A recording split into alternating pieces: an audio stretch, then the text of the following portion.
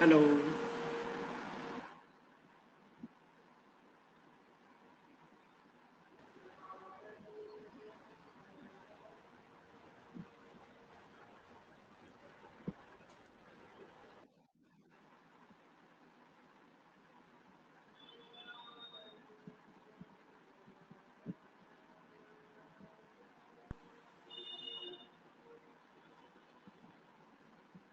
Am I audible? Yes, sir. Okay. So उमंग बेटा, हमने आपको एक होमवर्क दिया था छोटा सा। यस सर, ये क्या किया था आंसर आया सॉल्व, वो? लेकिन +2 का नहीं आया समझ में। ये आंसर क्या आया आपका? -1। -1। ओके, चलो हम ट्राई करते हैं, देखते हैं क्या कुछ आंसर आ सकता है। ठीक है, यस सर। ओके। यहाँ पे अगर मैं आयोटा रेस्ट पावर 592 की बात करूँ, तो अगर मैं 4 की टेबल पे से देखूंगी डिवाइड होता है या नहीं, तो ये 4 की टेबल पे डिवाइड हो जाता है, यानी कि ये एक्चुअल में 4n की फॉर्म में लिखा हुआ है। ठीक है, फिर इसी तरीके से अगर मैं 590 को देखूं, तो ये 4n+2 की फॉर्म में लिखा हुआ है, क्योंकि अगर आप 590 को डिवाइड करोगे ना बेटा 4 से, तो ये कुछ ऐसा आएगा। 4 1 जा 4, यहाँ 7 आया, 19 आया, और 4 4 जा 16, रिमाइंडर आपका 3 आ गया, ऊपर से फिर 0, एंड 4 7 जा 28, दैट इज 4 मल्टीप्लाई 147 + 2, या फिर हम इसे लिख सकते हैं 4n+2। ठीक है बेटा, इसी फॉर्म में आएगा। Yes sir. हाँ, और 488 दोबारा से किसकी फॉर्म में आ जाएगा? 4n की फॉर्म में आ जाएगा। सेम टू सेम ये भी 4n+2 की फॉर्म में आ जाएगा, और ये 4n की फॉर्म में आ जाएगा। इसी तरीके से नीचे भी 82 जो है वो 4n+2 की फॉर्म में आएगा, और 580 किसकी फॉर्म में आ जाएगा? आपका 4n की फॉर्म में। फिर आयोटा 4n+2 की फॉर्म में, ऊपर वाला फिर 4n की फॉर्म में, एंड देन फिर से 4n+2 की फॉर्म में। अब देखो बेटा, हमने कल ही पढ़ा था, हम ऊपर जा सकते हैं, ऊपर से देख सकते हैं, चीटिंग कर लेंगे थोड़ी सी अगर जैसे याद ना हो तो। जो 4n की फॉर्म में है बेटा, कहाँ गया 4n? ये रहा। तो 4n की फॉर्म वाले का आंसर कितना था हमारा? 1 है ना। 4 आयोटा 4n का आंसर कितना था? 1। आयोटा 4n+1 की फॉर्म का आंसर कितना था मेरा? आयोटा। और 4n+2 की फॉर्म का आंसर क्या था आपका? -आयोटा। यही था ना? देखना एक बार। Yes sir. नहीं, 4n+2 का फॉर्म था -1। -आयोटा। -1। तो हमें तो वैसे दो ही चाहिए, एक तो 4n की फॉर्म में और एक 4n+2 की फॉर्म में। तो चलो वापस चलते हैं, और यहाँ पे इसमें आंसर लिख देते हैं। जब आप आंसर लिखोगे 4n का, तो यहाँ पे तो 1 आ जाएगा। इस वाले का लिखोगे तो -1 आ जाएगा। इसका लिखोगे 1, इसका लिखोगे -1, इस वाले का आंसर लिखोगे तो +1। ठीक, सेम टू सेम ये वाले का आंसर लिखोगे तो -1, 4n का लिखोगे तो +1, नेक्स्ट वाले का -1, उससे नेक्स्ट वाले का +1, और उससे वाले का नेक्स्ट वाले का -1। ठीक लिखा है मैंने? बोलो। Yes sir. ठीक है, सर अब आप मेरा देखो यहाँ बेटा। तक तो हो गया था, हाँ, एक मिनट में लेकिन उसके आगे बाद बढ़ता हूँ। +2 नहीं आया। +2 तो आना नहीं था ना, वो तो हमें ऐड करके देखना है कि आंसर क्या आएगा, लास्ट आंसर ओके बताना था सर। हमें। अब जैसे 1 -1 +1 -1 कैंसिल, बचा कौन? 1, माइनस प्लस कैंसिल, बचा कौन? -1। तुम्हारे पास बचा प्लस का 1 अपॉन -1 +2। अब +1 -1 इसको डिवाइड करोगे तो -1 आएगा, आगे कौन है? +2। तो आंसर आपका लास्ट में क्या आ गया? 1। This is our final answer. तो शायद आपको ये टेंशन रही कि इस 2 का क्या करना है। कुछ नहीं करना था, जो आंसर आ रहा था उसके साथ ऐड करके फाइनल आंसर बताना था 1। जैसे कि आपका ये सोल्व करके तो -1 आ गया, तो 2 के साथ क्या करना है, सिंपल जैसे लिखा हुआ है वहाँ पे, ये लिखा हुआ है 2 को बस प्लस करना है यहाँ पे आपको। मैंने ये कहा था कि फ्रैक्शन के साथ नहीं, क्वेश्चन के साथ तो था, ठीक है। आंसर आपको बताना था कि क्या आएगा, ये नहीं है कि 2 आंसर है। शायद ये हो सकता है कि मिसअंडरस्टैंडिंग रही हो इस क्वेश्चन में, ठीक है। I hope so. ओके बच्चा, question complete, answer yes sir. आ गया आपको समझ में। Yes sir.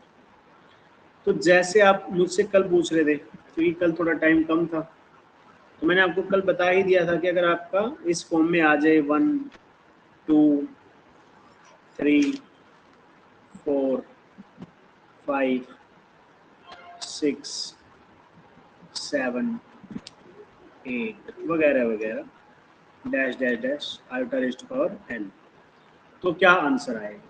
तो बेटा हम इसका जनरल आंसर अगर बताना चाहें तो हमें टोटली डिपेंड होना पड़ेगा n की वैल्यू पे। और हम ये देख पा रहे हैं कि हर बार जब 4 आता है, यानी कि 4 कंसेक्यूटिव पावर्स होते हैं, वो 0 हो जाता है, यानी कि पीछे वाले का हमें कोई टेंशन नहीं है। तो जब 4n प्लस आएगा, मान लीजिए प्लस n 0 है, या 4n प्लस 1 है, 4n प्लस 2 है, या 4n प्लस 3, इतनी टर्म्स हैं, तो उनका आंसर बनाना है, ठीक है। क्योंकि हमें पता है 4n वाली टर्म्स जो भी कंसेक्यूटिव 4 बनती रहेंगी उनका तो आंसर 0 आता रहेगा, तो ये सब तो 0 आपको देती ही रहेंगी। तो इस केस में 0 प्लस 0, क्योंकि आंसर तो 0 प्लस 0 आ रहा है, 0 आ जाएगा। 4n प्लस 1, 4n प्लस 1 का मतलब है कि 4n तक तो खत्म हो गई, अब जो है पावर बनेगी 4n प्लस 1 फॉर्म में, और 4n प्लस 1 फॉर्म में कौन आता है, आयोटा आता है। तो ऐसे केस में आंसर क्या बन जाएगा, आयोटा। और 4n प्लस 2 में क्या बनता है, -1 बनता है, क्योंकि 4n प्लस 2 में -1 बनता है, तो आपका आंसर -1 आ जाएगा। अगर 4n प्लस 3 फॉर्म की नंबर ऑफ टर्म्स बनती है, जितने भी नंबर ऑफ टर्म्स होंगी, तो उसकी वजह से क्या आएगा बेटा, माइनस आयोटा, ठीक है। फिर वही बात है, वापस से अगर आप कहते हो कि सर अगर 4n प्लस 4, तो एक ही तो बात है, 4 का मल्टीपल जैसा भी हो उसका आंसर 0 ही आएगा, अगर 4 के मल्टीपल्स में चलेगा। जैसे अब आप मान लीजिए नंबर ऑफ टर्म्स मेरे पास है 273 कॉन्जिक्यूटिव पावर्स हैं, जैसे 1 2 3 ये मैं बता रहा था, ये सब चलते चलते कहाँ तक चलेगी, 273 तक। तो मैं क्या करूँगा, 4 से डिवाइड कर लूँगा एक बार। तो चलो 4 से डिवाइड करते हैं, 4 6 जा 24, 3 और 3, 4 8 जा 32, कितना बचा 1। यानी कि जो बाकी पीछे की टर्म्स थी वो सब तो 0 हो गई, अब बस एक टर्म बची है जिसके आयोटा की पावर कुछ ऐसी है, 4n प्लस 1 की फॉर्म में, क्योंकि वापस से पहली पावर शुरू हो गई, और पहली पावर जो आती है 4n प्लस 1 की फॉर्म में, उसका आंसर आता है आयोटा। तो वो जैसे मैंने आपको बताया था, देखो बेटा 4n प्लस 1 की फॉर्म में कैसा आंसर आया मेरा, आयोटा। आई होप आप जनरलाइज भी इसको सीख गए होंगे कि कैसे करना है, ठीक है। Yes sir. अच्छा, अब देखो कमाल की बात है, एक बार थोड़ा सा हम क्विक रिवाइज कर लेते हैं कल का। वैसे तो ज़्यादा ज़रूरी नहीं है, बट फिर भी 5 मिनट हमें हमेशा दे देने चाहिए पिछला काम करते हुए। हमने ये देखा कि ओरिजिन कहाँ से निकला था, क्वाड्रेटिक इक्वेशन से, क्योंकि वहाँ पर ज़रूरत पड़ी थी कि कुछ ऐसा नंबर मिल जाए जिससे कि ऐसे नंबर भी सोल्व हो जाए जहाँ पर d लेस देन 0 आ रहा हो। तो हमने एक इमेजिनरी नंबर मान लिया था, ठीक है जी। उसके बाद फिर हमने क्या सीखा, आयोटा की पावर्स। आयोटा की पावर्स कहाँ गई हमारी, यही कहीं थी, ये रही। अगर 1 पावर है आयोटा की, 2 पावर है, 3 पावर है, 4 पावर है, तो इनके आंसर है आयोटा की 1 पावर तो आयोटा ही है इटसेल्फ, आयोटा की पावर 2 बनाओगे तो -1, आयोटा की पावर 3 बनाओगे तो माइनस आयोटा, आयोटा की पावर 4 बनाओगे तो 1, जिसको हमने जनरलाइज फॉर्म में भी लिख दिया था 4n plus 1, 4n plus 2, 4n plus 3 और इटसेल्फ 4n। उसके बाद मैंने आपको बताया था कि ये जो आपको दिखाई दे रहा है रिवर्स वाली पावर, इनके भी आंसर निकालने सीखे थे। जैसे 1 अपॉन आयोटा है, देखो कितना है, माइनस आयोटा है, ठीक है। 1 अपॉन आयोटा स्क्वायर कितना है, -1। 1 अपॉन आयोटा क्यूब कितना है, आयोटा, और 1 अपॉन आयोटा 4 कितना है, 1 है, ठीक है। एक बार हम इसको अब कहाँ लिखेंगे, साइड में लिख लेंगे इन सबको, ठीक है बच्चा। चलो इनको हम लिखेंगे साइड में। अब आप मुझे बताओ कि 1 अपॉन आयोटा का आंसर कितना है, क्योंकि मैंने तो आपको कल बता दिया था। और 1 अपॉन आयोटा स्क्वायर का आंसर कितना है, और अभी भी बताया। देखो चीटिंग करने का मैंने पूरा मौका दिया आपको। तो अब आप बताओ कि इन 4 टर्म्स की वैल्यू क्या है। अभी अभी बताया देखो। Sir 1 upon iota minus iota, good. और ये और सर आयोटा ये स्क्वायर था, -1, हाँ जी।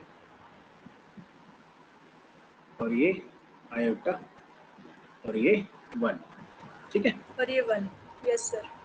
अब एक चीज इंटरेस्टिंग नोट करने लायक ये है, जैसे हमने आयोटा की पावर 1, आयोटा की पावर 2, आयोटा की पावर 3 और आयोटा की पावर 4, इनका सम किया और आंसर क्या आया, 0।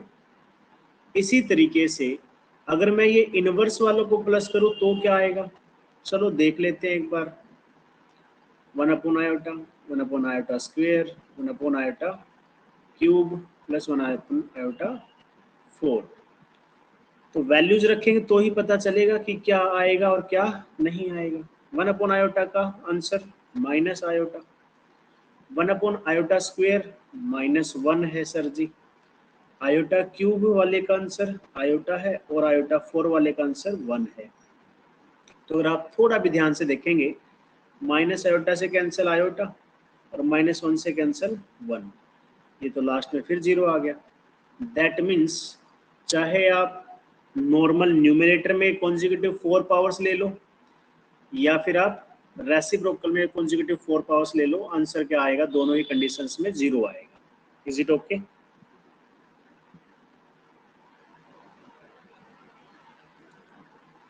उमंग?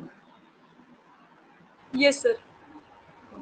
ठीक है, तो ये हमने दूसरी बात नोट कर ली। तो ये भी आप क्या कर लेंगे, इस वाले को कहीं ना कहीं कॉर्नर में लिख लेना, कभी जरूरत पड़ी तो यूज कर लेंगे। ये वाला आपने कल लिख लिया होगा, ऊपर वाला, ठीक है।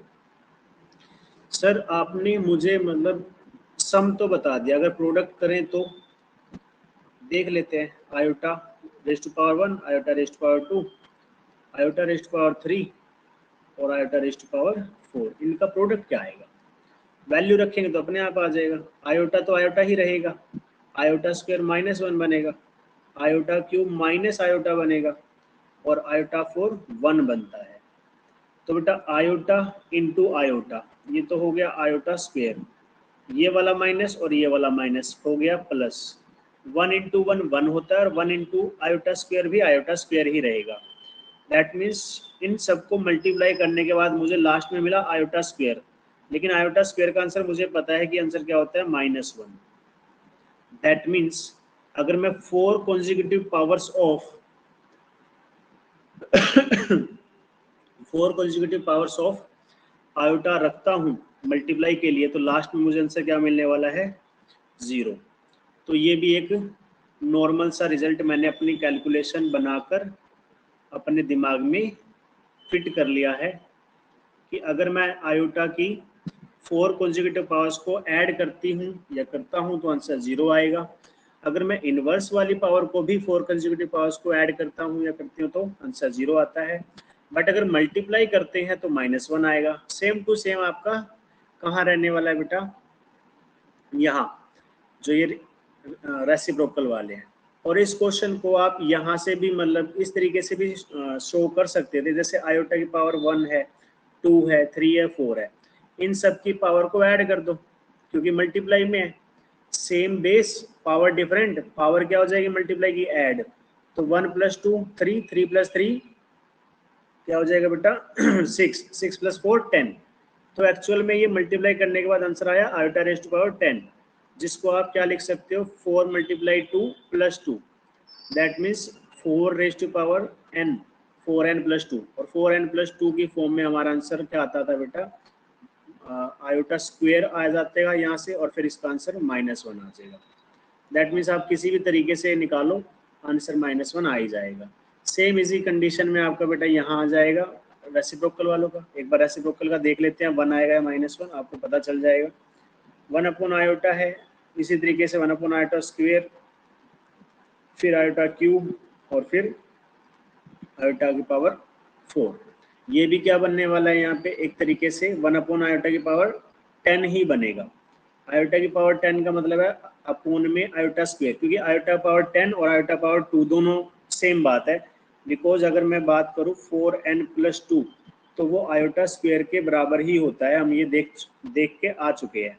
और जो आयोटा स्क्वेयर उसकी वैल्यू क्या बनेगी, आपकी आयोटा स्क्वेयर की वैल्यू बनेगी -1, तो 1/-1 क्या बनेगा, इटसेल्फ -1। तो आपको छोटे छोटे से 4 जनरल, मतलब वैसे तो कोई इसमें बहुत बड़ी बात तो है नहीं, लेकिन वही बात है कि किसी चीज़ को हम नोट कर लेते हैं, मतलब हमारी आंखों के सामने आ जाता है और कुछ चीज़ें नहीं आ पाती। तो बस जितनी ज़्यादा चीज़ें आंखों के सामने आ जाए वो बेहतर है, कल को हम उसे यूज़ कर लेंगे कहीं ना कहीं। तो बेटा ये 4 स्टैंडर्ड रिजल्ट कह लो या वैसे ही कुछ जनरल आपने देख लिया, पैटर्न देख लिया कि ऐसा कुछ होता है, तो ये 4 पैटर्न आपको साइड में कहीं ना कहीं लिख लेने हैं और आपको इसको बाद में कभी भी 1-2 बार रिवाइज करके याद कर लेना है, ठीक है। तो ये तो बात हो गई इनकी एडिशन की या मल्टीप्लिकेशन की। अगर बात वहाँ आए कि सर n टर्म्स हो तो फिर वही बात आ जाएगी, जितनी बार भी 4 कॉन्जिक्यूटिव टर्म्स बनेगी उनका आंसर -1 बनता रहेगा। उसी हिसाब से आपको फिर पावर में n लगा देना है, यहाँ पे -1 की पावर n लगा देना है। जैसे कि अगर 8 है तो कितनी बार -1 बना, 4 से डिवाइड करके आपको पता चला 2, तो एक बार -1 4 टर्म्स के लिए, अगले वाला -1 4 टर्म्स के लिए, तो आंसर कितना आ जाएगा, 1 आ जाएगा। मतलब आप उसको फिर जनरलाइज कर सकते हो और अप्लाई कर सकते हो जहां भी आप चाहो कि सर मैं अगर इसे किसी आगे भी नंबर ऑफ टर्म के पास अगर इसे एक्सटेंड करना चाहूँ तो कैसे कर सकते हैं, इस तरीके से कर सकते हैं जो मैंने आपको अभी बताया। ठीक है बेटा, बोलो। Yes sir. ओके, तो सर ये चीज़ें, हाँ जी बोलो। सर आप लास्ट की 15 मिनट्स ट्रिग्नोमेट्री रिवाइज करवा सकते हो?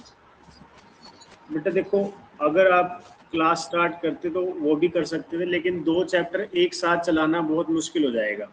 हमारा कॉम्प्लेक्स नंबर 3-4 दिन का है मुश्किल से, इसको फिनिश करके हम ट्रिग्नोमेट्री का चैप्टर शुरू कर सकते हैं, कोई प्रॉब्लम वाली बात नहीं, क्योंकि ये मुश्किल से 3 या 4 लेक्चर की बात है हमारा ये चैप्टर। अगर आपको लगता है कि मुझे ट्रिग्नोमेट्री चैप्टर ज़्यादा मतलब करना है तो हम वो शुरू कर लेंगे, उसमें कोई दिक्कत वाली बात नहीं है। ओके ये तो अभी आपकी डेमो क्लासेस चल रही थी, इसलिए मैं आपको एक मतलब सेपरेट चैप्टर लिया है मैंने, ताकि ये ना हो कि आपको कोई और चैप्टर बीच में डिस्टर्ब हो, इसीलिए मैंने बस ये चैप्टर लिया है कि छोटा भी है आपके डेमो में। मान लीजिए कभी भी जितनी भी आप क्लास लोगे एटलीस्ट एक चैप्टर तो मैं आपको फिनिश करवा दूंगा। लेकिन जब हमारी क्लासेस स्टार्ट हो जाएंगी, आपको लगेगा कि नहीं सर अब कंटिन्यू कर सकते हैं, तो हम अपना कोई भी चॉइस का चैप्टर स्टार्ट कर सकते हैं। बिकॉज अभी आप एक सिंगल स्टूडेंट हो मेरे पास, तो आप जो भी चैप्टर बोलोगे वही शुरू कर देंगे हम, है ना। क्या कहते हो बेटा उमंग? Okay sir. ठीक है मेरी बात। Yes sir. तो अभी आपकी क्लास में जैसे स्कूल में 3rd चैप्टर चल रहा है क्या ट्रिग्नोमेट्री का?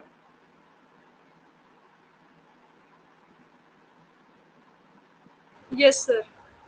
ओके, तो मतलब कॉम्प्लेक्स पहले करवा दिया और ट्रिग्नोमेट्री बाद में? फ्लेक्स भी और एक सेट्स। हाँ, सेट तो खैर सबसे पहले शुरू होता है। मैंने सेट इसलिए नहीं करवाया, मुझे लगा था कि शायद कॉम्प्लेक्स आपके स्कूल में नहीं हुआ होगा तो आपके लिए नया चैप्टर होगा, बट लकीली आपका चैप्टर मतलब स्कूल में हो चुका था, जिससे कि आपको थोड़ा फायदा ही हुआ है। बल्कि मेरा यही रहने वाला था कि पहले हम चैप्टर नंबर 5 अभी जैसे डेमो के 3-4 दिन में बिल्कुल पूरी तरीके से कंप्लीट हो जाएगा, क्योंकि इसके 2 ही एक्सरसाइज है, एक तो 5.1 और एक मिसलेनियस। बस इसके जो बेसिक है उसी में टाइम लगता है, एक्सरसाइज तो आपकी आधे घंटे में आप खुद भी इसको फिनिश कर सकते थे। इसलिए मैंने इसको शुरू किया था कि अगर मान लो बच्चा 2-3 दिन डेमो लेके कहता है कि नहीं सर ट्यून नहीं बन रही है, मैं कहीं और भी कंटिन्यू करना चाहूँ, तो एटलीस्ट आपका टाइम वेस्ट ना हो 3 दिनों का, कि आपको कोई ना कोई तो काम आ ही जाए, कि आप एक चैप्टर तो क्लियर हो जाए। तो दैट्स वाई मैंने छोटा चैप्टर लिया था, चूज किया था। उसके बाद मैं अब चैप्टर 5 के साथ चैप्टर 1 सोच रहा था करवाने की, क्योंकि सेट्स की हमें बहुत ज़्यादा ज़रूरत पड़ती है। बट अगर आप कहोगे जब हम क्लास कंटिन्यू करेंगे तो हम आपका चैप्टर 1 स्किप कर देंगे, अगर आपको अच्छे से आता है तो।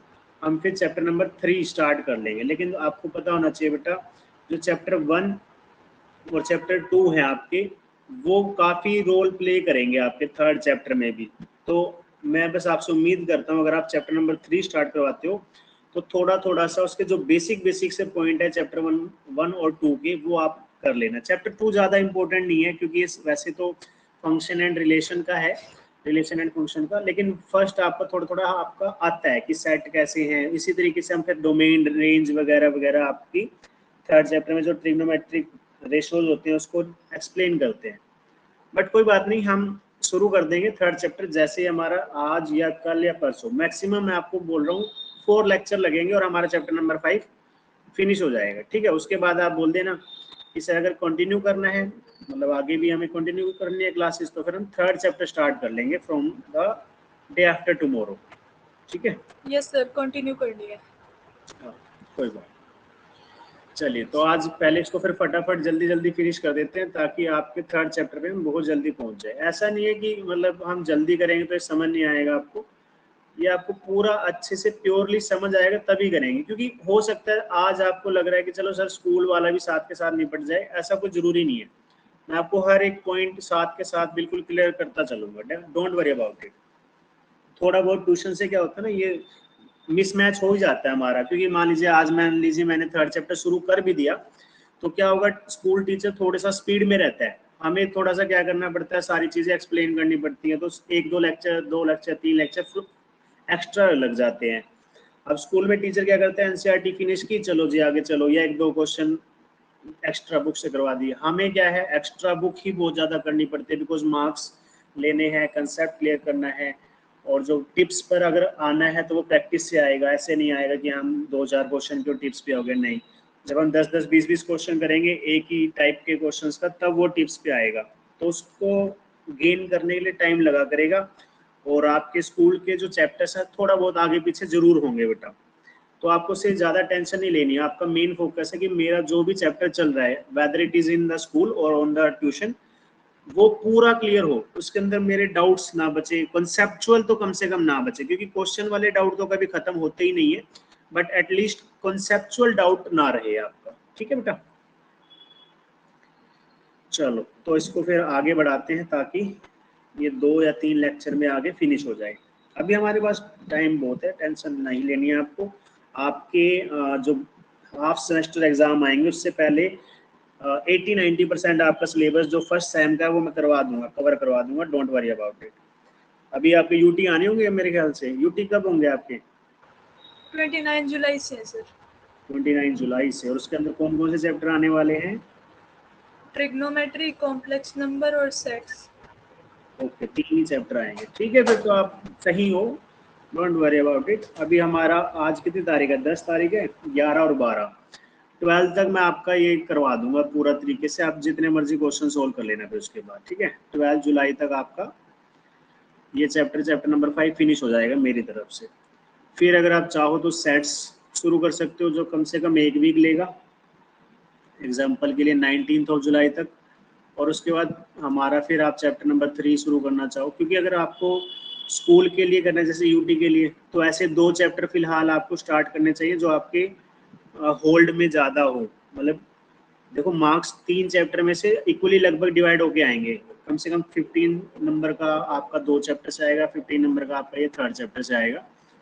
तो 19 के बाद हम देख लेंगे, या फिर इससे पहले हम थर्ड चैप्टर शुरू करेंगे। थर्ड चैप्टर बहुत लेंथी है अपने आप में, तो उसमें थोड़ा शायद टाइम लग सकता है, देख लेंगे जैसे भी ठीक रहेगा। पहले तो वो चैप्टर खत्म करते हैं जिसकी शुरुआत हमने कर दी है। चलिए, कोई बात नहीं। तो हम कल लास्ट टाइम कहाँ तक रीड कर चुके थे बेटा? हमने रीड किया था कि z जो है वो a प्लस आयोटा b की फॉर्म में होता है। अगर आपको प्योर रियल कहा जाए कि ये तो प्योरली रियल है, प्योरली रियल कॉम्प्लेक्स नंबर है, तो यानी कि ये जो आयोटा वाला पार्ट है ये फिनिश हो जाता है, that means b equal to 0 हो जाता है। और इसी तरीके से अगर आपको प्योरली इमेजिनरी बोल दिया जाए तो समझ लेना कि जो रियल पार्ट है ये 0 हो चुका है। ये यूज करने होते हैं हमें कहीं ना कहीं कंडीशंस में। ठीक है, ये हो गई हमारी बात पहली तो जो हमने कल की थी। उसके साथ साथ हमने थोड़ा सा ये भी बताया था कि जीरो कॉम्प्लेक्स नंबर क्या होता है ना, z is equal to zero, जिसको मैंने कैसे रिप्रेजेंट किया था, जीरो प्लस जीरो आयोटा। ये लास्ट शायद बात थी हमारी, एक बार देख लेते हैं कि हमने लास्ट में क्या ही किया था, है ना। तो ये लगभग हमने ये सब चलता रहा हमारा, एक दो क्वेश्चन किए, लास्ट में हमने, अरे कहाँ चला गया भाई, ये हमारा, हाँ यही चल रहा था लगभग कि 4 कंसेक्यूटिव पावर 0 बताई थी और इमेजिनरी और वगैरह वगैरह। हाँ ठीक है, तो हम ठीक ठाक चल रहे हैं। ओके, तो ये चीज़ें मैंने बताई थी और अब हम ये वाली कर रहे हैं, प्योरली वाली। तो ये चीज़ें बताई थी मैंने, प्योरली में बी जीरो हो जाएगा रियल में और इमेजिनरी में ए जीरो हो जाएगा, जीरो आयोटा में ये रहेगा, इसको हम बोथ नाम देते हैं। ठीक है, उसके बाद अगर मेरे पास कहा जाए कि एक Z1 है, यानी कि एक मेरा कॉम्प्लेक्स नंबर जिसकी फॉर्म है a प्लस आयोटा बी, और एक मेरे पास Z2 है सेकंड कॉम्प्लेक्स नंबर जिसके अंदर c प्लस आयोटा डी है, और कोई बोलता है कि आपका जो दोनों ही कॉम्प्लेक्स नंबर है वो इक्वल है, ये सिर्फ और सिर्फ एक ही कंडीशन में पॉसिबल है, जब आपका रियल पार्ट पहले वाले का दूसरे वाले के साथ इक्वल हो जाए और इमेजिनरी पार्ट भी आपका किसके साथ इक्वल हो जाए बेटा, दूसरे वाले के इमेजिनरी पार्ट के इक्वल हो जाए। तो दो कॉम्प्लेक्स नंबर Z1 और Z2 कब इक्वल होते हैं, जब उनके real part corresponding real part के इक्वल हो और imaginary part corresponding to other imaginary part के साथ इक्वल हो।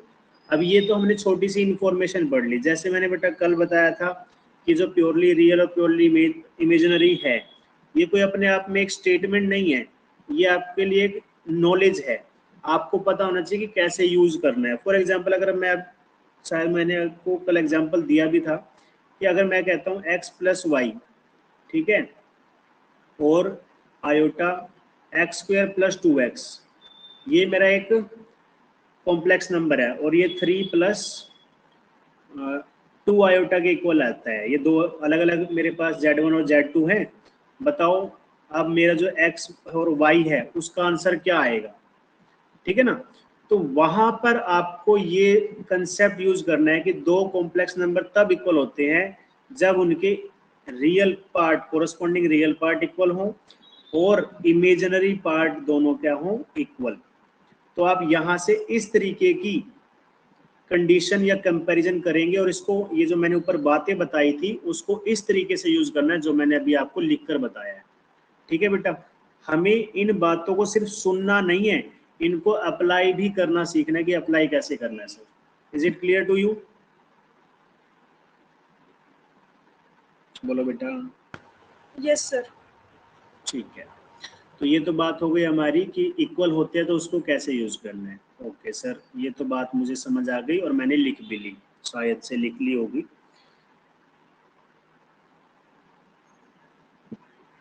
तो अब क्या करें सर, एक प्रॉपर्टी और है जो मैं अभी आपको धीरे धीरे बता रहा हूँ ना, ये थोड़ी थोड़ी प्रॉपर्टीज है। एक सम ये कहता है अगर आप Z1 और Z2 को प्लस कर देते हो, ठीक है, अभी Z1 और Z2 मैंने ऊपर आपको दिखाया, कौन थे Z1 और Z2, ये थे a प्लस आयोटा बी और c प्लस आयोटा डी। तो जब ये प्लस होते हैं बेटा तो इसके अंदर कोरस्पॉन्डिंग रियल पार्ट्स अपने आप ऐड होते हैं, यानी कि एक साथ ऐड होते हैं, और जो इमेजिनरी पार्ट है वो अलग से ऐड होते हैं। इस तरीके से आपका बन जाता है। जैसे अगर मैं एक एग्जांपल ले लूं कि Z1 आपका क्या है, 3 प्लस 2 आयोटा है, ठीक है, और Z2 आपका क्या है बेटा, 6 माइनस 7 आयोटा है। अब मैं कहता हूँ इन दोनों को ऐड कर दो। ऐड करने का मतलब है आप रियल पार्ट को ऐड करोगे, 9, 6 प्लस 3 9, और इसी तरीके से इमेजिनरी पार्ट को भी ऐड करोगे, लेकिन यहाँ पे साइन का भी ध्यान रखना है, जैसे +2 और -7, तो एडिशन करते हुए क्या आंसर आ जाएगा, -5 आयोटा। तो ये कौन है, Z1 प्लस Z2 है। ओके, इसी तरीके से अगर सब्ट्रैक्ट करना होता तो फिर हम माइनस वगैरह साइन चेंज कर लेते और अपना काम चला लेते, ठीक है ना। तो यहाँ से क्या आ जाता है, अगर मैं माइनस करूँ तो Z1 माइनस Z2 अगर मैं करूँ तो यहाँ से 3 माइनस 6 बनेगा विच इज़ -3, और ये बन जाएगा माइनस का साइन प्लस, तो प्लस का 2 और प्लस का 7, तो +9 आयोटा। माइनस करने पे ये आएगा और प्लस करने पे ये सामने आपके लिखा ही हुआ है, ठीक है। यहाँ पे प्लस माइनस लिख देता हूँ, दोनों ही फॉर्मूले में सेम इसी तरीके से काम बन जाएगा। बोलो बेटा ठीक है, बात समझ आई आपको? Yes sir. ठीक है, तो ये बहुत ही बेसिक सी चीजें हैं लेकिन काम बहुत आएंगी, मतलब छोटी छोटी चीजें ही बहुत काम आती है हमारे, बड़ी चीजें तो इतनी काम खास आती है नहीं, वो पता नहीं। उसके बाद है प्रोडक्ट या फिर क्वोशिएंट। प्रोडक्ट का मतलब अगर आप प्रोडक्ट करो Z1 इंटू Z2, और अगर आप क्वोशिएंट करो Z1 अपॉन Z2, तो वो भी इसी तरीके से आपको करना है, लेकिन उसका मतलब ये नहीं है कि A इंटू सी रहेगा और B इंटू डी, नहीं ऐसा नहीं है, ये वाला कंसेप्ट नहीं चलेगा। जैसे आपने एक क्या बोलते थे 8th क्लास में और 9th क्लास में अलजेब्रा में पढ़ा होगा कि दो पॉलिनोमियल को कैसे मल्टीप्लाई करते थे, बाइनोमियल इंटू बाइनोमियल, है ना, x इंटू वाई वालों को। तो सेम यहाँ करना है, जैसे a प्लस आयोटा b है multiply c plus iota d, तो आप क्या करते थे, पहले a को मल्टीप्लाई करते थे c के साथ और d के साथ, तो इसमें भी सेम बनेगा a into C plus iota a d। फिर उसके बाद b की बारी, b इंटू सी आयोटा के साथ है तो आयोटा इंटू b और c, फिर प्लस में square and B D. Iota square तो बेटा -1 होता है, तो ये जो प्लस आयोटा स्क्वायर है आपको -1 मिल जाएगा और यहाँ से बी डी मिल जाएगा, तो आंसर क्या बनेगा आपका ए सी माइनस बी डी। मैंने रियल पार्ट को एक साथ रख लिया, और यहाँ पर अगर आयोटा में कॉमन ले लेता हूँ इन दोनों में, ये वाले दो आपको दिखाई दे रहे होंगे, तो क्या होगा आयोटा बाहर और A D plus B C, ठीक है, ये हमारा फिनिश हो जाएगा। तो ये क्या हो गया हमारा, ये आपका हो गया मल्टीप्लीकेशन। डिवीजन कैसे होगा, डिवीजन भी सेम है, a प्लस आयोटा b आपके पास है और यहाँ पे कौन है c प्लस आयोटा d।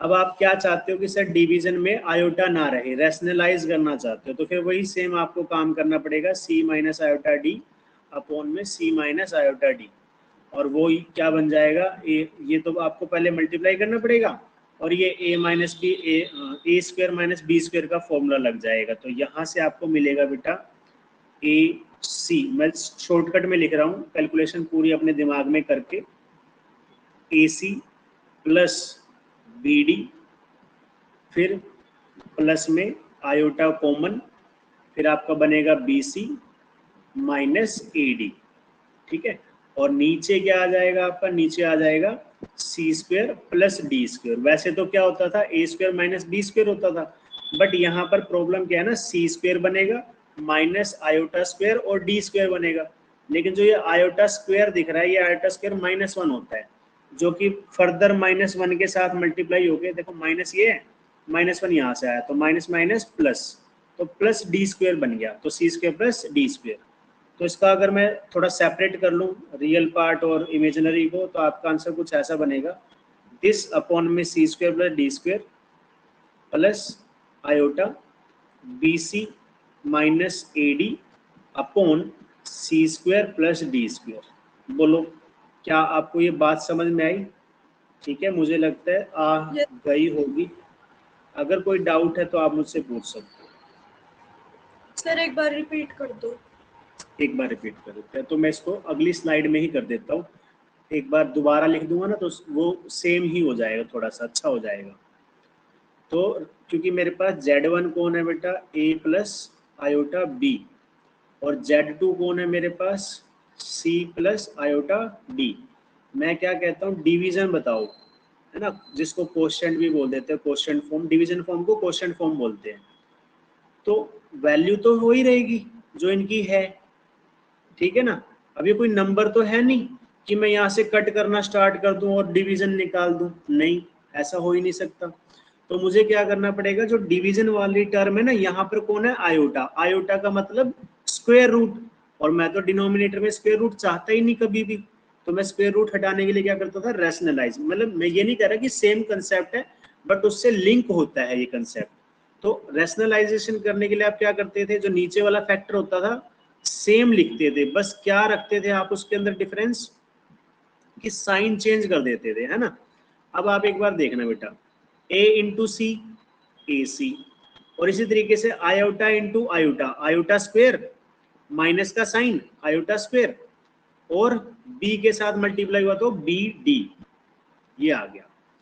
ठीक है, अब मैं रेड पेन से लिखता हूँ, a को फिर आपने d इसके साथ मल्टीप्लाई किया आयोटा d के साथ, जब आप आयोटा d के साथ करोगे तो क्या आएगा आपका, आ जाएगा या फिर इससे पहले आप एक काम करो, b वाले को मल्टीप्लाई करो, plus iota b multiply plus c, तो आपका आंसर आएगा आयोटा बी सी।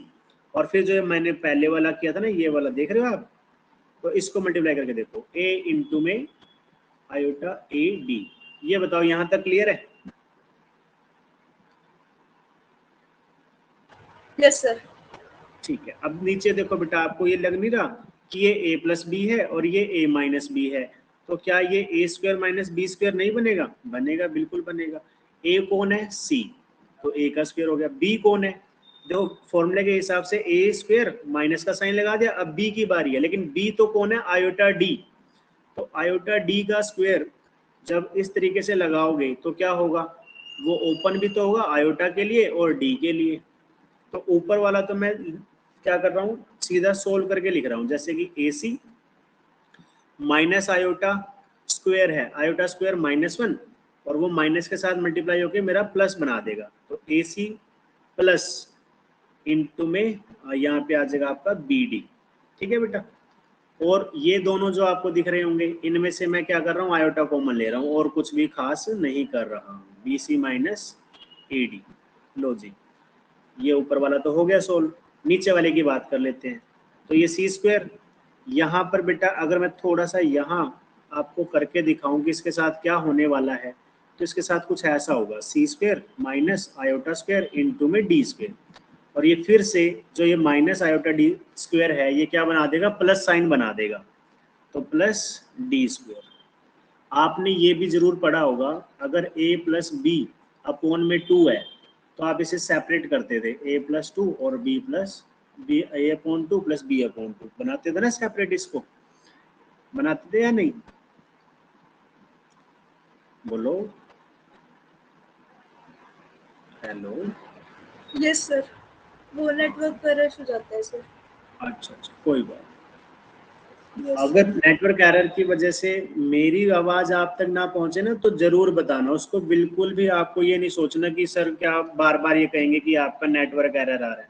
भाई ऑनलाइन क्लास है, ये तो ऑब्वियस सी बात है कि कभी भी नेटवर्क एरर हो सकता है, तो आपको इसमें सोचने की जरूरत नहीं है कि मैं बार बार पूछूंगी तो बुरा लगेगा या ओड लगेगा, ऐसा कुछ नहीं है बेटा, क्योंकि हमारा प्राइमरी मोटिव एक ही है कि ये जो चीजें मैं पढ़ा रहा हूँ ये आपको क्लियर हो जाए, क्योंकि मुझे तो ऑलरेडी क्लियर है ना, तो हमारा प्राइमरी मोटिव आपके लिए है, so that's yes why. Sir. आपको कभी भी लगे तो आप जरूर बताना, ठीक है।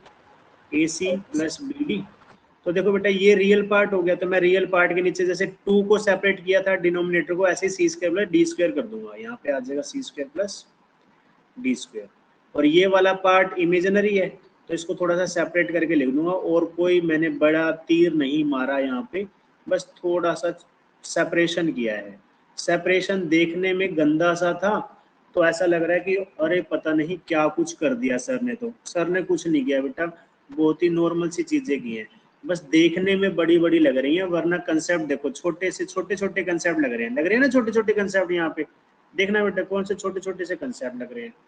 ठीक है, देखने में क्या होता है कि वॉल्यूम इनके मतलब एक्सप्रेशन बड़े दिखते हैं, बट इनके कंसेप्ट बहुत छोटे छोटे होते हैं, बस उसको फील करने की जरूरत है।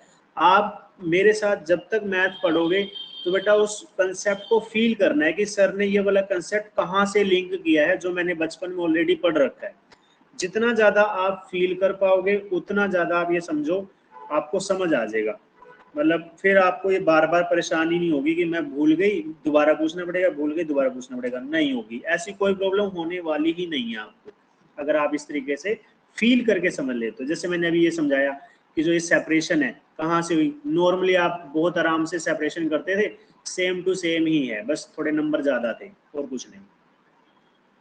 ठीक है जी। तो हमने क्या सीखा बेटा अभी अभी अभी अभी हमने बहुत छोटी छोटी चीज़ें सीखी हैं।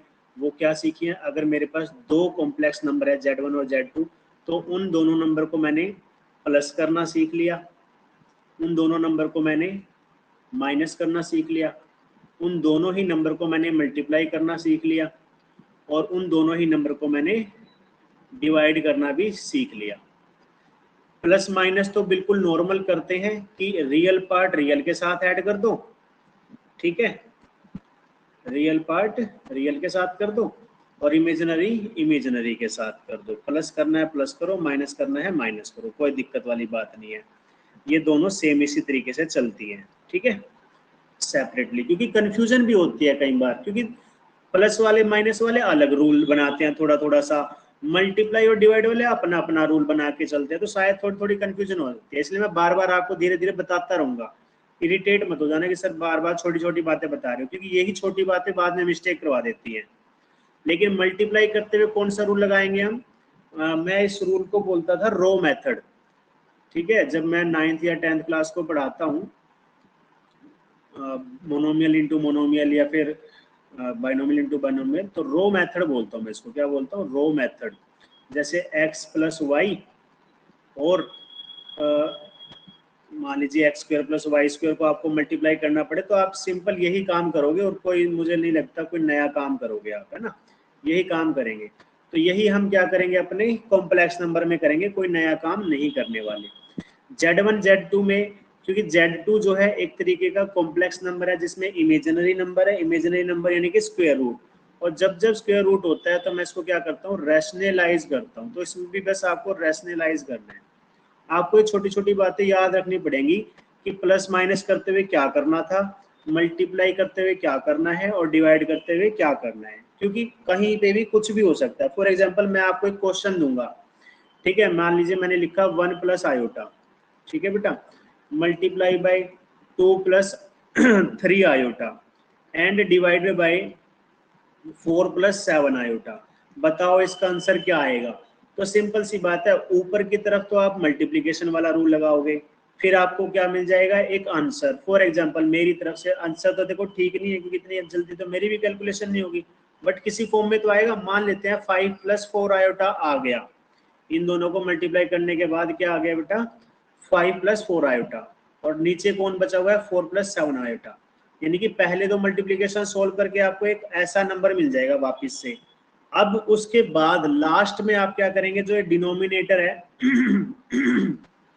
तो उसे हम क्या कर देंगे, रैशनलाइज, और अब जो भी आपका आंसर आएगा तो उसे आप रियल पार्ट अलग कर देंगे, जैसे मैंने ऊपर सेपरेशन के साथ किया, और इमेजिनरी पार्ट अलग कर देंगे, ये आपका आंसर हो जाएगा। तो इसीलिए मैं आपको बता रहा था कि ये सारी चीजें बेटा आपको आनी चाहिए, क्योंकि एक ही क्वेश्चन में 2 से 3 कंसेप्ट अलग अलग अप्लाई हो सकते हैं। सो दैट्स वाई, और कुछ मतलब इसका कोई खास रीजन नहीं था कि मैं कहूँ कि आपको आता नहीं आया वगैरह वगैरह। लेकिन बेटा प्रॉब्लम क्या है ना, कि इनको हमें याद रखना ही पड़ेगा, और जितनी बार सुनेंगे, जितनी बार अपने माइंड को बताएंगे, उतना अच्छा हमें याद होगा, ठीक है। आई होप आप मेरी बात समझ पा रहे हैं, ठीक है। Yes sir. तो हमने प्लस माइनस करना सीख लिया, मल्टीप्लाई करना सीख लिया, और कोशेंट यानी कि डिवाइड करना भी सीख लिया है, ठीक है। चलिए, और एक बात और, इनको कुछ भी किसी को भी करो, आंसर आपका वापस से कॉम्प्लेक्स नंबर ही आएगा। कॉम्प्लेक्स नंबर का मतलब जो भी आंसर आएगा वो a प्लस आयोटा b की फॉर्म में ही आएगा, चाहे आप प्लस करके देख लेना बेटा, चाहे आप माइनस करके देख लेना, मल्टीप्लाई करके देख लेना, डिवाइड करके देख लेना, वापस से a प्लस आयोटा b की फॉर्म में ही आएगा, 3 टर्म नहीं। कभी कभार जीरो हो जाए, मतलब एक टर्म आ सकती है, जैसे आयोटा बी आ सकता है, ए आ सकता है, लेकिन ऐसा नहीं है कि ए और आयोटा बी के साथ कोई तीसरी टर्म आ जाए, वो हो ही नहीं सकता। सिर्फ और सिर्फ मैक्सिमम लास्ट में 2 ही टर्म्स बचेंगी। और बेटा आपने 8th क्लास में ये जरूर पढ़ा होगा कि अगर कोई दो नंबर आपने सेम सेट से लिया, दो नंबर सेम सेट से लिया, और उनको प्लस माइनस मल्टीप्लाई या डिवाइड करने के बाद आंसर वापस सेम सेट में चला जाए, तो उसको क्या कहते हैं, क्लोज्ड। सुना है कभी क्लोज्ड? इसी के साथ कॉम्यूटेटिव, फिर एसोसिएटिव, फिर डिस्ट्रीब्यूटिव, सुना है बेटा ये सारी बातें? Yes sir. कम्यूटेटिव भी है, अगर आप इनको ऐड करते हो, सब्ट्रैक्ट करते हुए कम्यूटेटिव नहीं रहेगा, ठीक है। मल्टीप्लाई करते हो तो भी कम्यूटेटिव रहेगा, डिवाइड करोगे तो कम्यूटेटिव नहीं रहेगा। सिंपल सी बात है, जो जैसे बाकी जगह नॉर्मल रूल लगते थे। क्लोज्ड ये सब में है, प्लस में भी है, माइनस में भी है, मल्टीप्लाई में भी है और डिवाइड में भी है, एक्सेप्ट जीरो। बस जीरो नहीं होना चाहिए, जो Z2 है वो जीरो के इक्वल नहीं होना चाहिए, जीरो कॉम्प्लेक्स नंबर नहीं होना चाहिए, ठीक है जी। और एसोसिएटिव बेटा प्लस में भी रहेगा, यानी कि एडिशन में भी रहेगा और मल्टीप्लिकेशन में भी रहेगा। यानी कि अगर आप चाहो तो Z1 multiply Z2 into Z3 कर सकते हो, या फिर Z1 इंटू Z2 और Z3, यानी कि कम्बिनेशन आप अलग अलग अपनी मर्जी से कर सकते हो। ये सब छोटे बच्चों वाली बातें हैं, लेकिन काम तो बेटा छोटे बच्चों वाली ही बातें आती हैं। आज हम 2 की टेबल 3 की टेबल पढ़ रहे हैं, वो नर्सरी की बातें थी, LKG की बातें थी, लेकिन काम आज भी आ रही हैं। तो कभी भी ये मत सोचना कि छोटे बच्चों वाली बातों का हम क्या करेंगे, वो काम तो हमेशा आएंगी, और वही काम आती है मैथ में। तो मैथ में क्या, हर जगह ही आती है, खैर है ना, छोटे छोटे बच्चों वाली भी आती है। तो क्लोज्ड हमें पता है और काम भी आएगी कहीं ना कहीं, ठीक है। तो क्या कहा मैंने, क्लोज्ड होती है कम्यूटेटिव, एसोसिएटिव और डिस्ट्रीब्यूटिव। डिस्ट्रीब्यूटिव वही है कि Z1 और प्लस Z2 है, अब आप इसको Z3 के साथ मल्टीप्लाई करना चाहते हो तो आप अलग अलग से इसे इस तरीके से मल्टीप्लाई कर सकते हो, ठीक है बेटा। इस तरीके से ये डिस्ट्रीब्यूटिव प्रॉपर्टी होती थी कि एक नंबर को ब्रैकेट के अंदर दोनों के साथ मल्टीप्लाई करना, अगर वो प्लस या फिर माइनस में है तो। आई होप आपको ये बातें समझ आ रही हैं और हम आगे चल सकते हैं, ठीक है। ये बेसिक तो है, लेकिन ज़रूरी भी उतने ही है, जितने बेसिक है उतने ही ज़्यादा ज़रूरी है। चलिए, तो क्लोज्ड हो गया, कम्यूटेटिव हो गया, एडिटिव हो गया, ये सारी हमने बातें सीख ली। अब हमें इसमें ज़्यादा टाइम वेस्ट नहीं करना है। अब एक होता है बेटा, जैसे हमने अब बात चली रही है क्लोज्ड वगैरह की, तो हमने वहाँ पर ये दो बातें और सीखी थी, है ना। एक तो एडिटिव आइडेंटिटी, सुना है कभी एडिटिव आइडेंटिटी का नाम? No sir. नहीं सुना? No sir. बेटा ऐसा मत बोलो, 8th क्लास में भी बताया गया होगा, 7th में भी बताया गया होगा, और 9th 8th 7th 8th 9th तीनों क्लास में जरूर बताया होगा। एडिटिव आइडेंटिटी, जैसे कि 5 + 0 आंसर 5, अब याद आ गया होगा आपको, अब याद आ गया? Yes sir. हाँ, बस मैं बता रहा था ना आपको, बचपन की बातें याद रखनी चाहिए। इसी तरीके से मल्टीप्लिकेटिव आइडेंटिटी सुनी होगी आपने, मल्टीप्लिकेटिव यस सर। आइडेंटिटी, ठीक है ना। और इसी तरीके से मल्टीप्लिकेटिव इनवर्स। तो इनके नाम के अकॉर्डिंग ही हमें पता ही है क्या चीज़ें कहना चाहता है ये इनवर्स। आइडेंटिटी, एडिटिव आइडेंटिटी का मतलब ऐड करने के बाद नंबर पे कोई इफेक्ट ना पड़े, तो वो तो सिर्फ जीरो ही है जो ऐड करने पे इफेक्ट नहीं डालेगा। तो कॉम्प्लेक्स नंबर के अंदर भी सेम वही बात है कि जीरो अगर ऐड करोगे तो आपका कॉम्प्लेक्स नंबर वापस सेम ही आ जाएगा। इनवर्स का क्या मतलब होता है, एक ऐसा नंबर जिसको ऐड करने से जीरो आ जाए, यानी कि Z1 जो है या कोई Z है, उसको ऐड करो किसी दूसरे नंबर के साथ और आंसर क्या आ जाए, जीरो, तो वो कौन होता है बेटा, negative of that number, simple. Multiplicative identity यानी कि ऐसा नंबर जिसको मल्टीप्लाई करो और कोई इफेक्ट ही ना आए। इसी तरीके से मल्टीप्लिकेटिव इनवर्स यानी कि जिसको मल्टीप्लाई करो और आंसर क्या आ जाए, 1 आ जाए। तो ये हमारे ऑलरेडी हमने मतलब सीखे हुए हैं। अगर मैं Z इंटू 1/Z निकालना ट्राई करूं, है ना, तो क्या आंसर आएगा देखते हैं, ठीक है।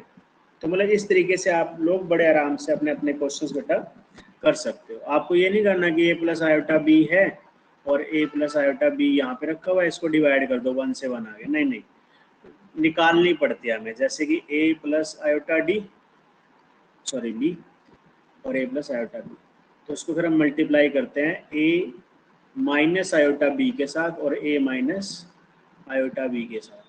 तो जो आंसर आता है ना यहाँ से, वो हमारा क्या बनता है, मल्टीप्लिकेटिव इनवर्स। वो तो है ही कि कट के 1 तो आना ही था, लेकिन वो होगा कौन, जो ये 1/z है ये होगा कौन, तो ये हो जाएगा, वो यहाँ से आपको निकालने में हेल्प मिलेगी। ठीक है, इरेजर कहाँ गई भाई, ये रही हमारी इरेजर। ये इसको तो इरेज नहीं करना था, इसको इरेज करना है। देखो मैं आपको दोबारा बताता हूँ, ये बात शायद आपके सिर के ऊपर से निकल गई होगी। देखो 1z इंटू 1/z जो है 1 है। अब मुझे ये तो पता है कि z कौन है,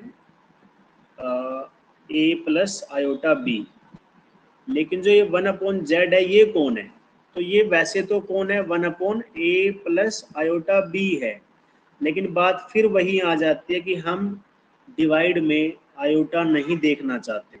क्या करें, कुछ नहीं करना है, सिंपल सा काम करना है, रैशनलाइज बस।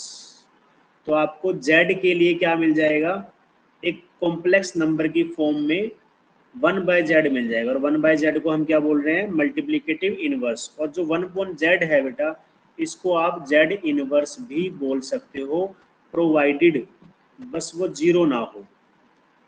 z जो है वो जीरो नहीं होना चाहिए, क्योंकि जीरो तो फिर नॉट डिफाइंड बना देगा। बोलो बेटा, आपको समझ आई ये बात, जल्दी जल्दी बोलो। Yes sir. ठीक है जी।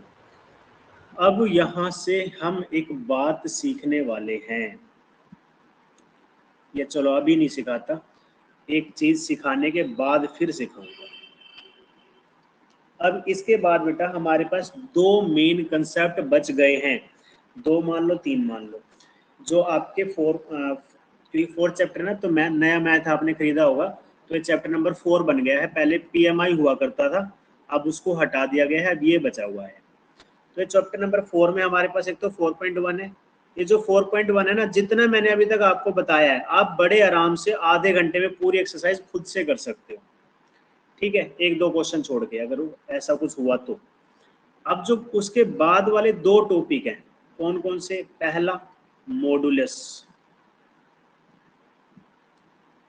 Of a complex number. एक तो ये टॉपिक अब आपका मेन बचा हुआ है, जिसको बताते ही आप ये मान लो कि हमारा आधा चैप्टर फिनिश हो जाएगा।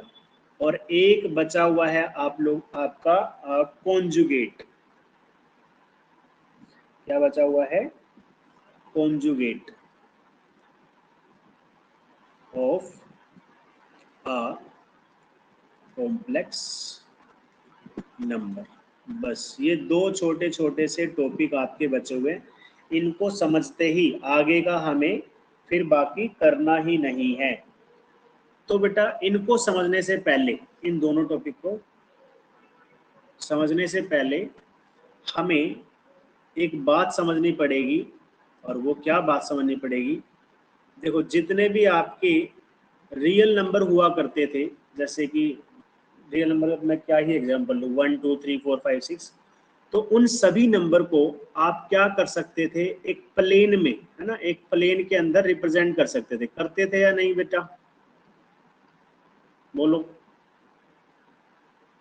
Yes sir.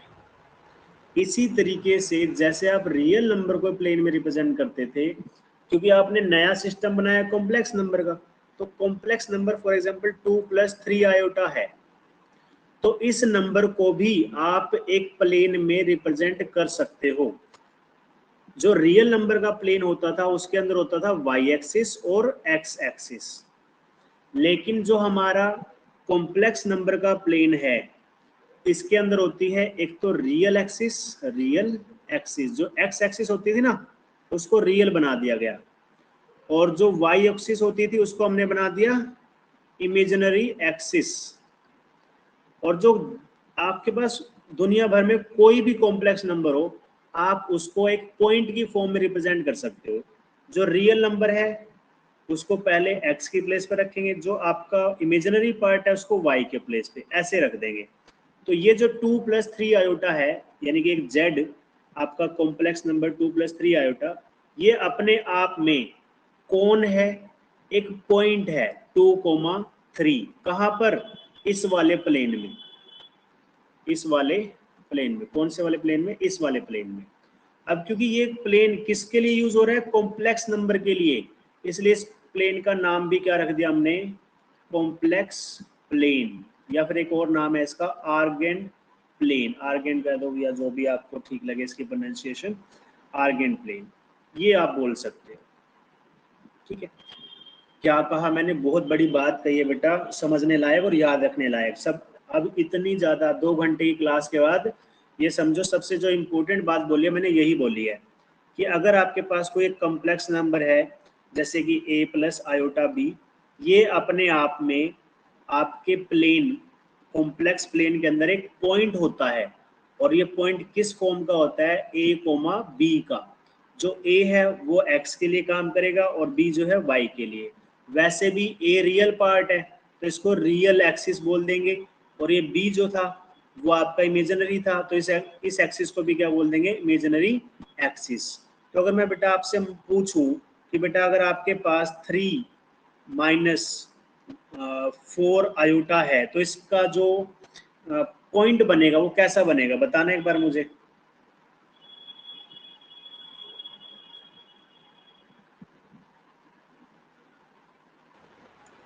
z is equal to 3 minus 4 iota का पॉइंट कैसा बनेगा, बताओ।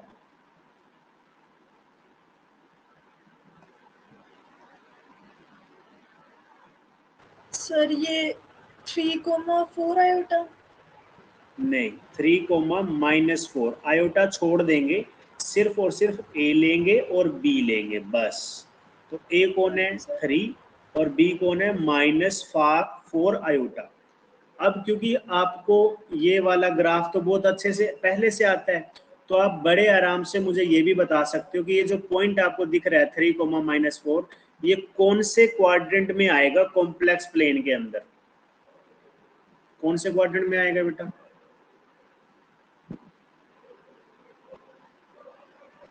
ये फर्स्ट क्वाड्रेंट है, ये सेकंड है, ये थर्ड है, और ये फोर्थ है, क्योंकि हमने सीखा सर था कि एंटी क्लॉकवाइज में जाता है, किसमें, फोर्थ में।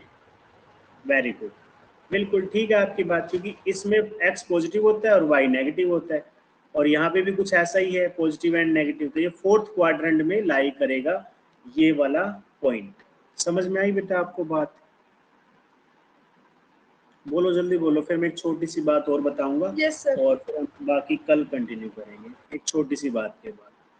तो क्योंकि आपने ये समझ लिया है कि जो भी आपका कोई कॉम्प्लेक्स नंबर है जैसे कि 2 + 3 आयोटा, या चलो इसको थोड़ा और अच्छा नंबर बनाते हैं, z is equal to 3 + 4 iota, ये बनाते हैं, तो ये अपने आप में हमारे एक कॉम्प्लेक्स प्लेन के अंदर एक पॉइंट है जो कि कैसा है, यहाँ पर मान लेते हैं 3,4 की फॉर्म का है ना, समझ गए ये वाली बात। तो हम फॉर एग्जांपल इस ये पॉइंट P है और ये कौन है, ओरिजिन 0,0।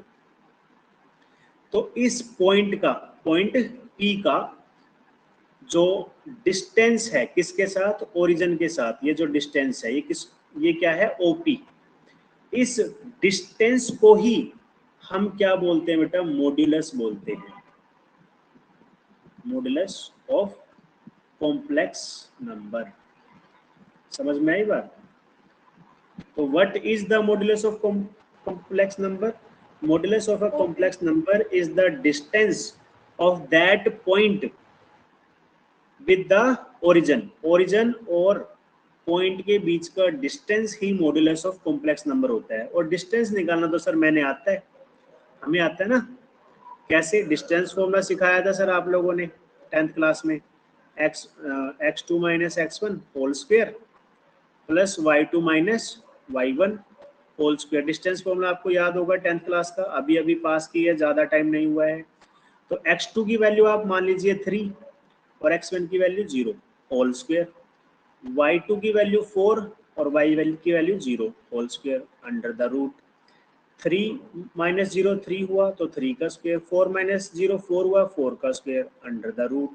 3 का स्क्वायर कितना है बेटा 9, 4 का स्क्वायर कितना है 16, दोनों को ऐड करके कितना आ गया 25 अंडर द रूट, और 25 का आंसर होता है 5, क्योंकि 25 का स्क्वायर रूट कितना आएगा बेटा 5 आ जाएगा। तो मेरे z is equal to 3 + 4 iota का मॉडुलस क्या आया, मॉडुलस शो करने के लिए हम ये 2 बार लगाते हैं। ठीक है, क्या लगाते हैं, 2 बार। ज़्यादा नीचे चला गया तो थोड़ा ऊपर कर देता हूँ। ये 2 बार लगाते हैं बेटा, हम क्या लगाते हैं, बार, जेड के ऊपर बार लगा देते हैं। और जो इसका ये डिस्टेंस निकाला आपने, यही इसका क्या है, मॉडुलस है। और अगर शॉर्ट में बताया जाए तो जो भी आपका ए और बी होगा, है ना, जैसे z इज इक्वल टू मेरा क्या था, 3 + 4 आयोटा, तो a की वैल्यू क्या थी 3 और b की वैल्यू क्या थी 4। तो आप एक छोटा सा काम करो, a का स्क्वायर निकालो, b का स्क्वायर निकालो, दोनों को ऐड करो, स्क्वायर रूट निकालो, ये आपका क्या हो जाएगा, मॉडुलस।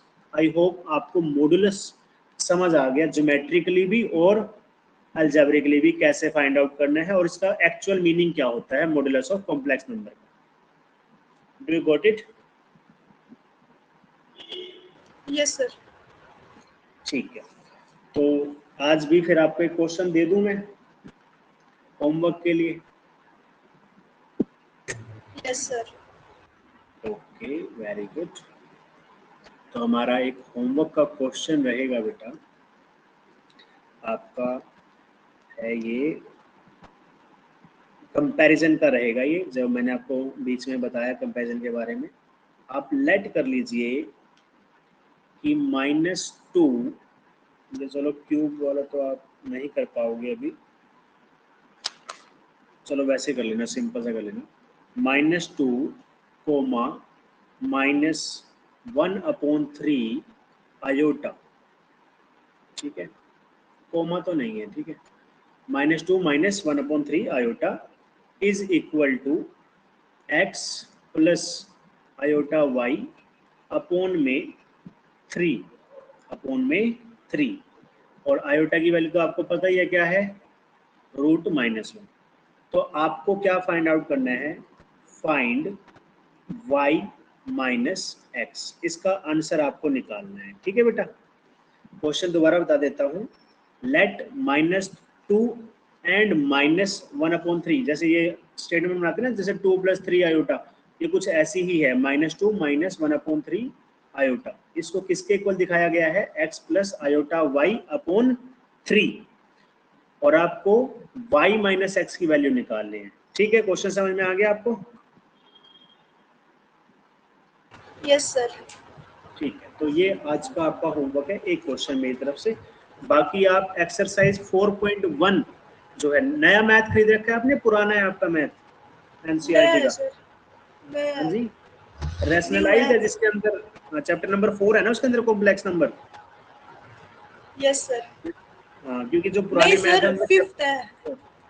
फिर आपका मैथ पुराना है बेटा। ठीक है, बेशक आपने नया खरीदा होगा, लेकिन ये फिर भी पुराना है। ओके नया सर। जो मैथ है, अगर आप नया मैथ खरीदते हैं न्यू प्रिंटिंग का, तो उसके अंदर आपका जो चैप्टर कॉम्प्लेक्स नंबर है वो 4th काउंटिंग पे आता। सर ये ठीक डिफरेंस है, है क्या इनके बीच?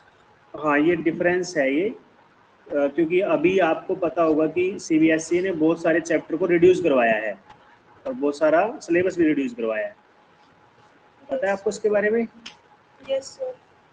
हाँ, तो अब वो सारा आपके मैथ में ऑलरेडी प्रेजेंट है, अब आपको कट करना पड़ेगा पूछ पूछ कर कि क्या आएगा और क्या नहीं आएगा, तो आपको कट करना पड़ेगा। तो जो 4.1 है बेटा आपकी, वो आएगी, सॉरी मतलब 5.1 है, वो आपको करनी है। आप एक बार मेरे को फोटो भेज देना अपने 5.1 की, क्लिक करके मैं बता दूंगा कि ये करनी है या नहीं करनी है। ठीक है, और मिसलेनियस क्वेश्चंस यस सर। जो 5th चैप्टर के बाद है, क्वाड्रेटिक इक्वेशन की बात नहीं कर रहा, सिर्फ मिसलेनियस क्वेश्चन की बात कर रहा हूँ, वो आपके आएंगे। बाकी सब आपका इस साल या आगे आने वाले सभी ईयर्स में खत्म हो चुका है, हमें ज़्यादा इसमें मेहनत नहीं करनी है, ना मुझे इसमें आर्गुमेंट प्लेन देखना है, ना प्रिंसिपल आर्गुमेंट वैल्यू देखनी है, कुछ नहीं। 2 चीज़ें हैं जो मैंने आपको अभी अभी बताई ऊपर की तरफ। क्या बताया, एक तो आपका कॉन्जुगेट और एक आपका मॉडुलस, बस। बट सर सिलेबस ये रिड्यूस हो, जेई आईआईटी में तो आएगा ना? हाँ वहाँ तो आपका जरूर आएगा बेटा, वो ओके तो सर। आए।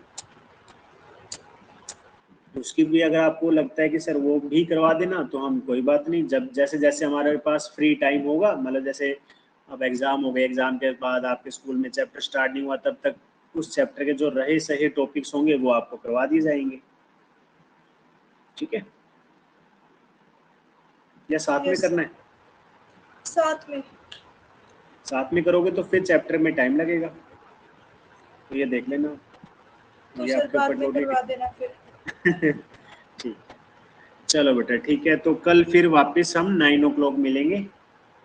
Okay sir. आज की क्लास में अगर कोई आपको पॉइंट ऐसा लगा हो सर इस पे थोड़ा और काम हो सकता था या कोई चीज़ रह गई हो तो वो आप बता सकते हो। हर क्लास के बाद आप मुझे एक फीडबैक दे सकते हो कि सर ये पॉइंट आज कमी रह गई, तो आप मुझे बता सकते हो कि आज हमारी क्लास में कुछ कमी रही बेटा या ठीक था सब? नो सर, ठीक था। सब ठीक था? Yes sir. आप कौन से स्कूल में बेटा, मैंने आपसे पूछा नहीं। प्रयास international Ganaur. Okay, Ganaur. Yes sir. Okay, ठीक है बेटा, have a good day. Okay sir. Okay.